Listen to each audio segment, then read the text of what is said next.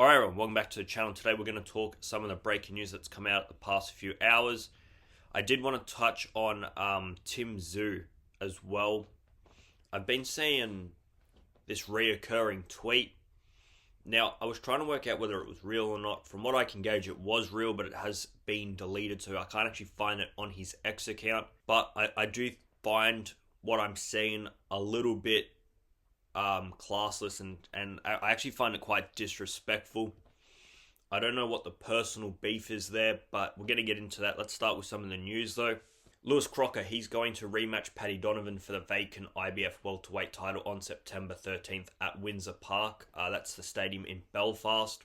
If you remember the first bout, that took place in March. Crocker ended up winning that fight. If you call it winning, Donovan was disqualified in the 8th round. That was for knocking Crocker to the floor after the bell.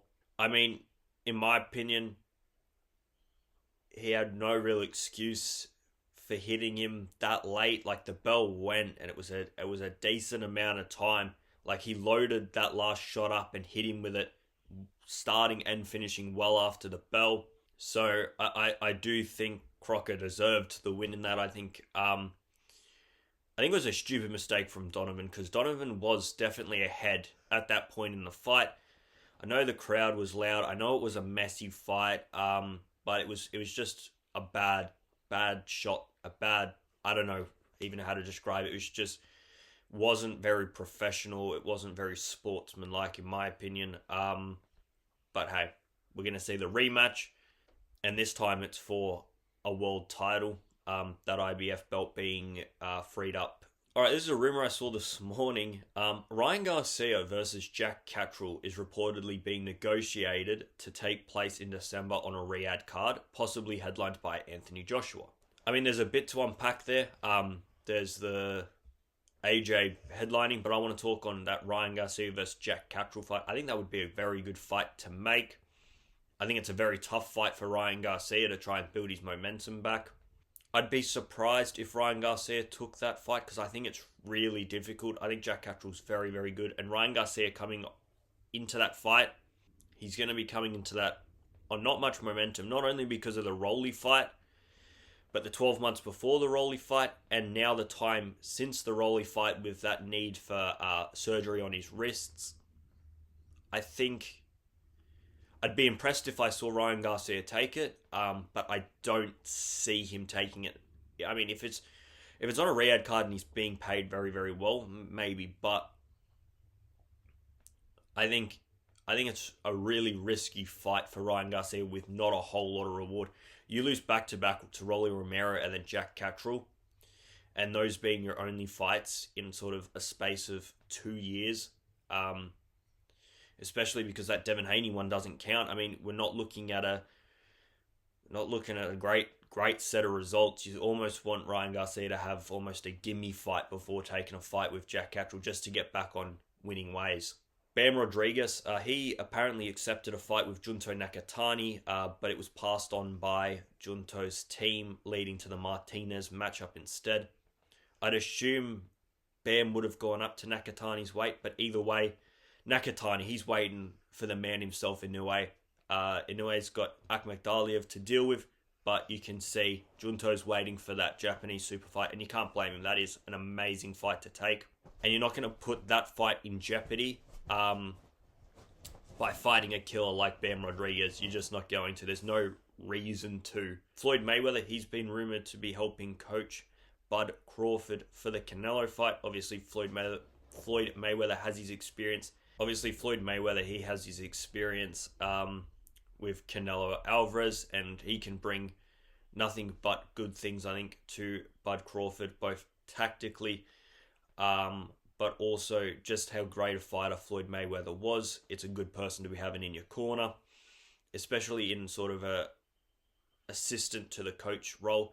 You don't want Floyd Mayweather leading your camp, but he's not a bad person to have in there with you. All right, that brings me to this talk about Tszyu. I just want to get the quote up before we start here. I think this is the quote. I said to you from the beginning, Tim Tszyu does not deserve to be on a Riyadh season or a Ring magazine card. He can be useful as a sparring partner for a champion in Riyadh season. He has called a former world champion a sparring partner. He's called him a sparring partner. Now, this came out, I believe, not long after he lost to Sebastian Fundora. It's not very, I don't know, it's zero class, most definitely. It's just what is that tweet? Yeah, you might not get on with Tim Tszyu and Tim Tszyu team. I remember, must have been a year ago now. It must have been a year ago now. At an event by Ring Magazine, that somebody asked Turki Al-Sheikh about Tim Tszyu, and he sort of palmed it off. He was like, Tim Tszyu doesn't understand. I think that was his quote. Tim Tszyu doesn't understand, or his team doesn't understand. We can't work, or whatever. That's fine. If you have a dispute with Tim Tszyu's team and you don't want to put him on a card, fair enough. What I don't like about a tweet like this is Turki Al-Sheikh is not just a boxing promoter. If Eddie Hearn came out with this and said it about a rival's fighter, like if he said this about a Frank Warren fighter, you could understand. They're rivals. All Eddie Hearn does is promote his fighters. Turki Al-Sheikh, he's not only in charge of doing these seller events, but he's also the head of the world's biggest boxing magazine. And when you're such an influential person within the sport, to have bias towards fighters, but even more to sort of have hatred towards fighters and publicly show that, I think it's actually a bit out of order. And I like what Turki Al-Sheikh has done within boxing, no doubt. I come on here plenty of times and speak so highly of Turki Al-Sheikh. But I think this is quite disrespectful to call Tim Tszyu someone who he doesn't make a fuss. Like, he takes the biggest fights. We see plenty of fighters that just get a belt and waver around. Like, you know, this isn't even someone that has done something wrong directly to make Ring look bad. Like, it's not. Let's take a direct comparison. Tim Tszyu, he gets a belt. He fights Sebastian Fundora. He was supposed to fight Keith Thurman. He fights Sebastian Fundora. He fights Barkram, and he fights Fundora. They're all world champion fighters, and every single fight in there, he put on a show. He tried his best. Yeah, he didn't win those fights, but he didn't make a mockery of any of them. He went in there and put his best foot forward. He tried to win all those fights. He gave the best Tim Tszyu that he could give, and unfortunately, he didn't get the decision. He didn't get the victory in any of those fights.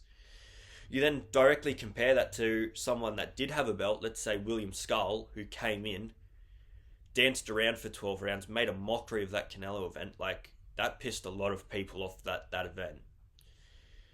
And, you know, like, you see what I'm sort of getting at?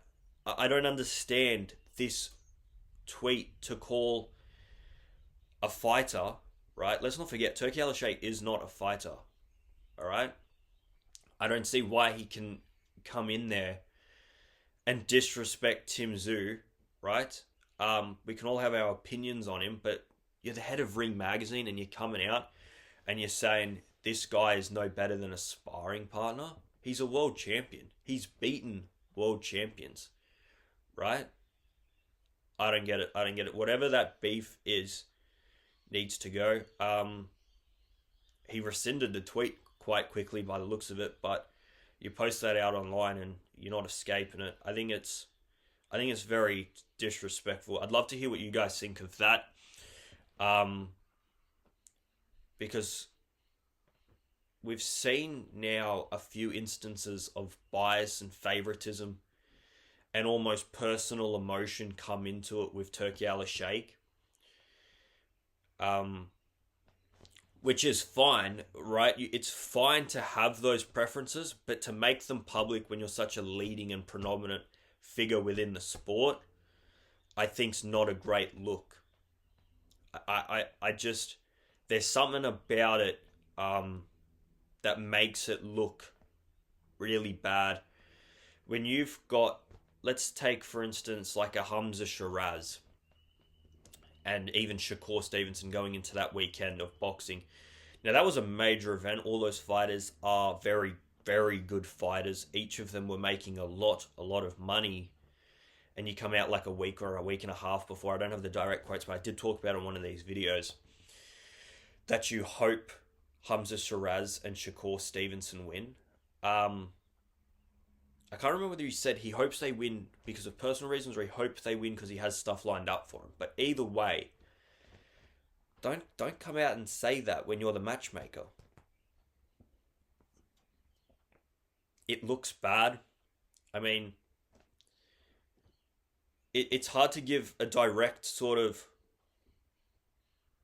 comparison. I'm just trying to think of one on the spot here.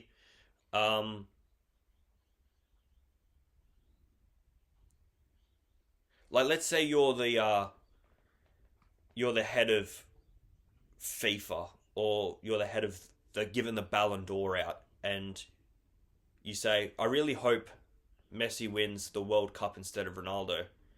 And then you give Messi a Ballon d'Or after he wins it. It looks bad. It looks like, it just looks disrespectful to one person than the other. And if you're the head of FIFA and you're saying something like that, I hope this guy wins the World Cup instead of this one, you'd think that there's something, wrong afoot. And I don't believe there is. I don't believe that Turki Al-Sheikh is doing anything wrong. I think he just needs to keep those personal feelings to himself when he's got favoritism towards fighters. Everybody has favoritism towards fighters. But then if you dislike a fighter, don't air your dirty laundry in public. It's not a great look.